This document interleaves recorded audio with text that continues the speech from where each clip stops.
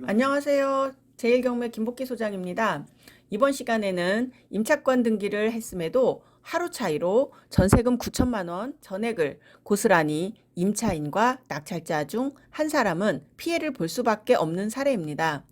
대항력 취득 시기는 점유와 주민등록 전입한 다음날 0시인 건 다 아시죠? 먼저 시간에 말씀드렸듯이 하루 차이가 9천만 원입니다. 자료를 먼저 보시겠습니다.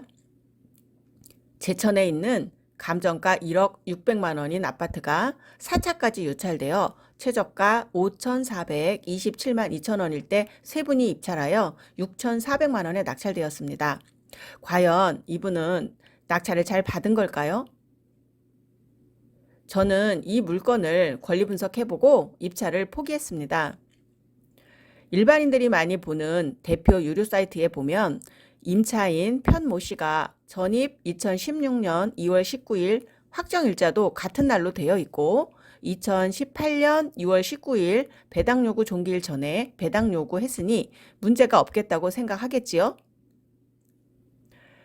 매각물건 명세서 5분만 보면 권리 분석이 끝난다는 일부 유튜브 방송을 보고 저는 너무 어이가 없고 일반 경매 투자자들이 현혹되어 피해 사례가 많겠구나 하는 생각이 들었습니다.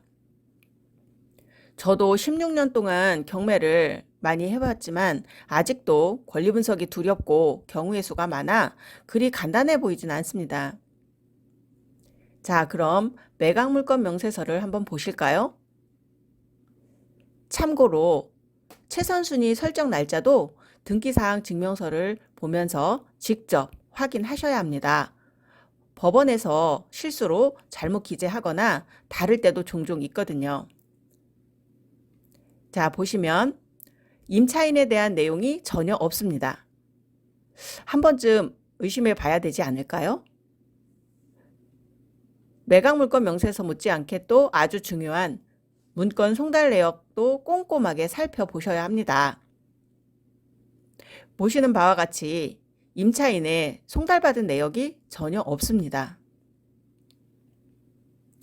과연 여러분은 어디까지 꼼꼼하게 보실 수 있는지 한번 테스트 해보시고 만약 제가 지금부터 말씀드리는 세 번째까지 생각하지 못하셨다면 아직 경매 입찰에 참여하시면 절대로 안 될 것 같습니다.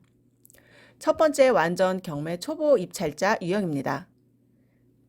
유료 사이트나 매각물건 명세서를 보고 전입과 확정일자가 빠른 대항력이 있는 임차인이지만 배당 요구도 했으니 전액 배당받고 문제 없을 것이다 하고 단순하게 입찰을 하시겠지요? 위험합니다. 두 번째 경매를 조금 해보신 분들 유형입니다. 매각물건 명세서만 믿을 수 없으니 기본적인 등기사항 증명서를 또 보시겠죠? 같이 한번 보겠습니다. 임차권 등기 명령에 의한 임차권 등기가 2018년 6월 19일 되어 있는데요. 그래서 6월 19일 배당 요구한 걸로 유료 사이트에 올려놓은 것 같습니다. 자세히 보시면 점유 개시 일자가 최선순위 말소 기준인 근저당 설정 등기보다 하루 늦은 2016년 2월 26일입니다. 아, 이래서 대항력이 없겠구나 하고 서슴없이 또 입찰을 하겠지요. 저는 세 번째 유형으로 입찰을 포기했습니다.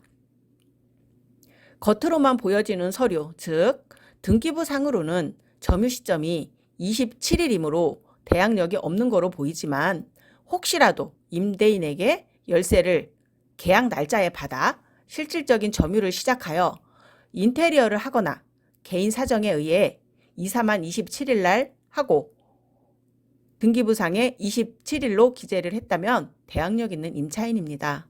9천만 원 인수해야 합니다. 겉으로 보기엔 단순해 보이지만 아주 위험한 물건입니다. 최근 등기부를 열람한 결과 임차권 등기가 말소는 되었지만 그렇다고 안심하시면 안 됩니다.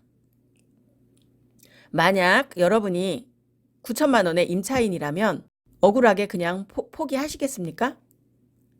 임차권 등기를 해놓고 이사를 가서 경매 진행을 아직 모를 수 있지만 추후에라도 말소 사실을 알고 소송을 제기해서 소송 중에 점유 시점이 바뀐다면 낙찰자는 끔찍하겠지요?